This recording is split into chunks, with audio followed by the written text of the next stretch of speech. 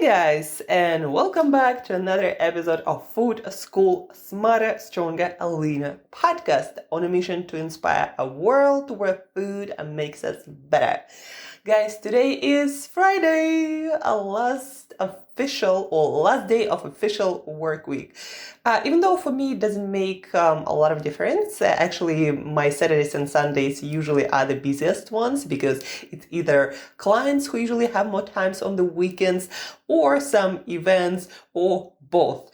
So for me, a week is kind of when I have my days off. And so when it's Friday, it's not time to relax, but instead time to get into creative work mode.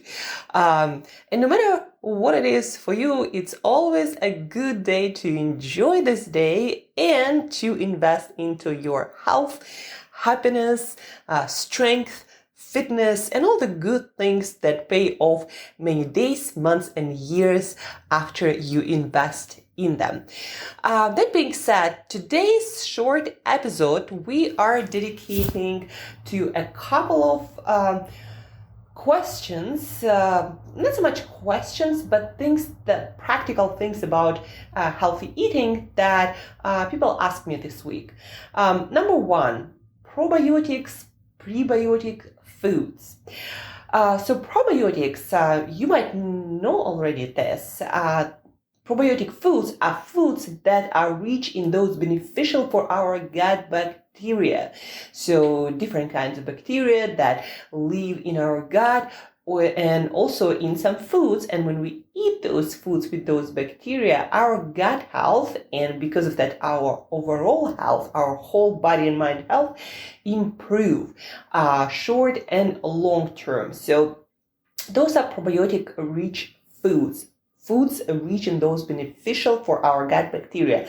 Things like naturally fermented kefirs and yogurt, fermented vegetables like sauerkraut or kimchi, or some pickles that are, again, fermented, not made with vinegar or something else. So those are probiotic rich foods. And then we have prebiotics.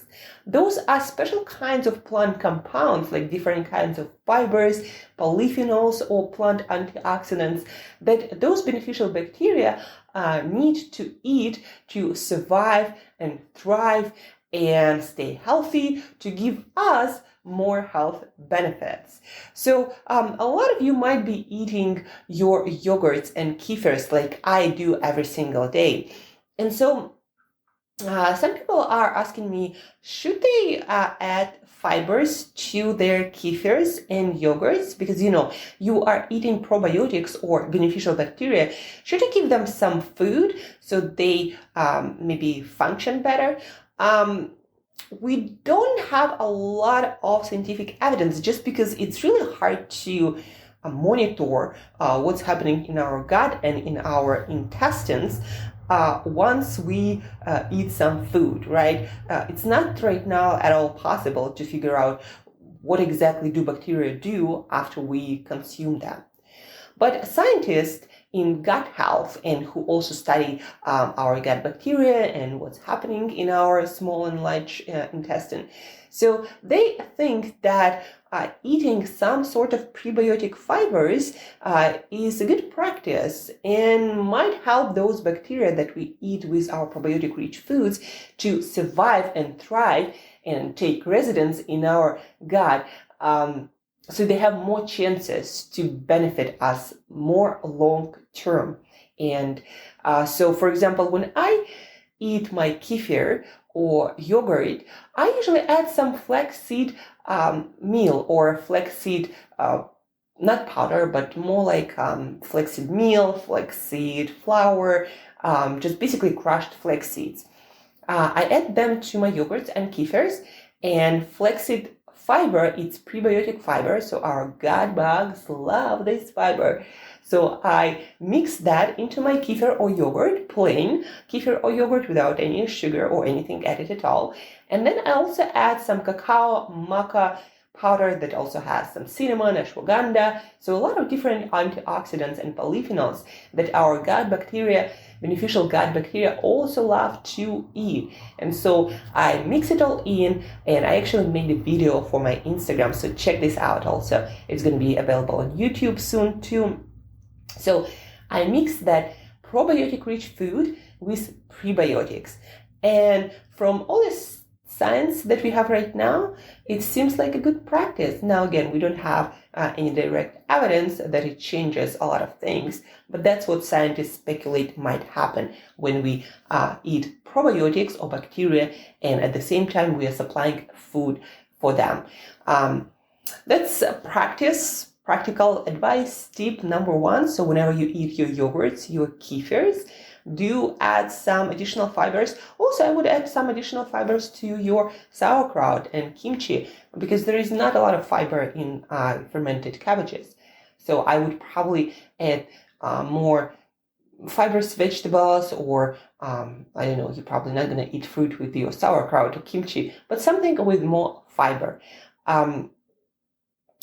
And then next to our second question of the day, a few days ago, we had our episode about MCT oil that I use personally, and with my clients, I also use it all the time when we are losing weight and we need to control our appetite better, especially if you're trying to lose these last few kilograms or pounds, and you can't really cut out anything of your diet already, but maybe you still need to adjust something, and your hunger levels might be elevated because you've been doing this program, weight loss or fat loss, whatever it is you're doing for a while. So maybe hunger is an issue for you right now. So MCT oil helps us to, 1, manage hunger, so we stay hunger less, so we're less hungry. Number 2, it seems to help to increase metabolism, and specifically it seems to improve fat metabolism, or burning fat for energy. Now, MCT oil is not something magical, but it might help to move the needle a little bit forward, just a little bit push, all you need to get the next level progress. That being said, some people ask me, because it's really popular in intermittent fasting circles, what if I'm fasting, should I add it in my fasting window? And what I do, I have my daily no oils, no supplements, no nothing 14-hour window of fasting for gut rest, because it's important, it seems to be important to have nothing at all for maximum gut health. So I have those 14 hours, but then I do have my MCT oil, I do have some supplements, and then I don't have any food for another 3 to 4 hours. So no food for a total maybe 18 hours. And then I do take MCT oil and supplements about 14-15 hours after my last food. And that's what I recommend to most people, because MCT oil can actually help you to burn more fat and create more ketones, improve energy metabolism in your brain, and you're gonna feel less hungry. And even it will help you to do better fasted workout, guys.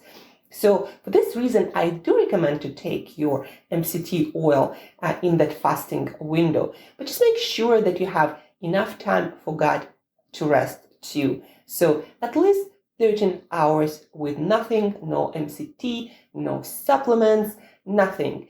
And then you can add a little bit of MCT to make the rest of the fasting easier, to burn more fat, create more ketones, or those energy fat molecules that our brain loves to use for energy. Sorry guys, need to drink some water. When I talk too much, that happens, and it's a sign also for me to shut up and let you go enjoy your day and the weekend. So yeah, we talked today about eating prebiotic fibers and compounds with your probiotic-rich foods like your kefirs and yogurts to give your good bacteria more chance to not just pass through your digestive system and intestines, but also maybe stay there for a while. So eat some prebiotics with your probiotics, and also MCT oil. Should you take it in your fasting window? I would give enough rest to your gut, so about 13-14 hours, and then I would add MCT oil to prolong that fasting window to feel hungry less, to burn more fat, possibly. That's what studies suggest. And to what else? To increase your metabolism, possibly. That also might help you with your weight loss, fat loss journey, especially if you're trying to lose those last few pounds. If you have any questions, if you need a bit more details, maybe the brand of MCT oil I like to use, C8, C10, C12, what should you get, right? So reach out.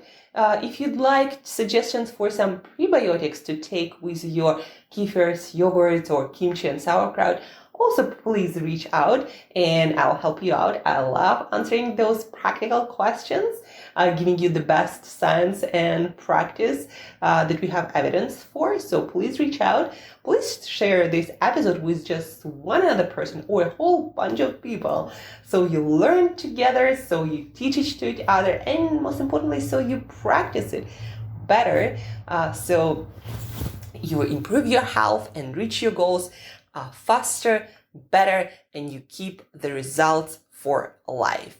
So thank you guys for tuning in, learn, share, teach, and as usual, till next time, eat better daily.